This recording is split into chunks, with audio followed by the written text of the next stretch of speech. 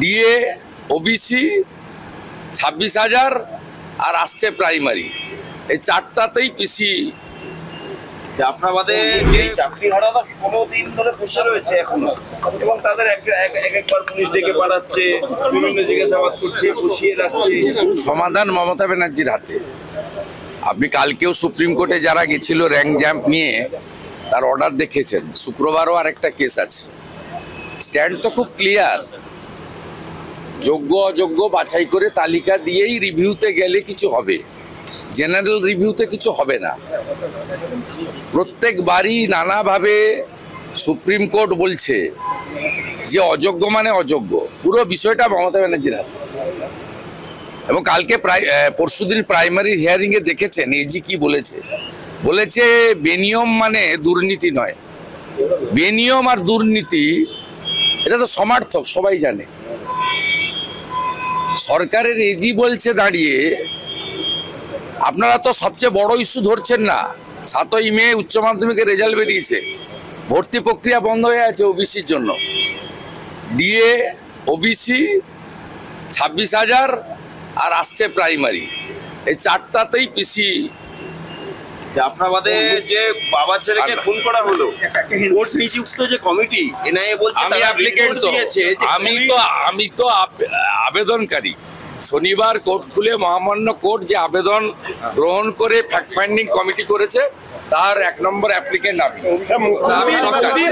এই চাকরিহারারা 16 দিন ধরে বসে রয়েছে এখনো, এবং তাদের একবার পুলিশ ডেকে পাঠাচ্ছে, বিভিন্ন জিজ্ঞাসাবাদ করছে, বসিয়ে রাখছে। সমাধান মমতা ব্যানার্জির হাতে। আপনি কালকেও সুপ্রিম কোর্টে যারা গেছিল র্যাঙ্ক জাম্প নিয়ে, তার অর্ডার দেখেছেন। শুক্রবারও আরেকটা কেস আছে।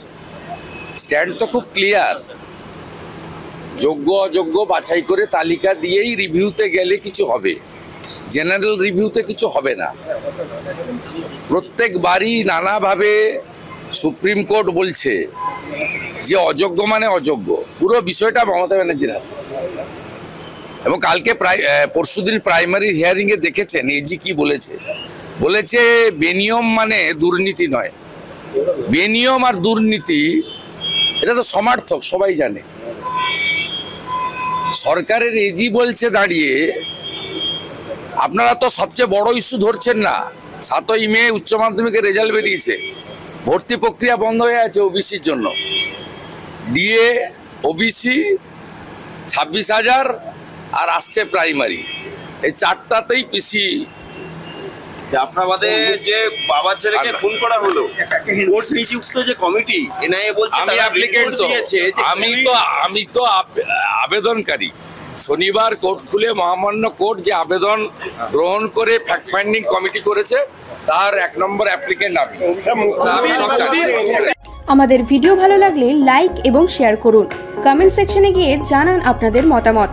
আরো ভিডিও পেতে আমাদের চ্যানেল সাবস্ক্রাইব করুন এবং প্রতি মুহূর্তে খবরের আপডেট পেতে প্রেস করুন বেল আইকন।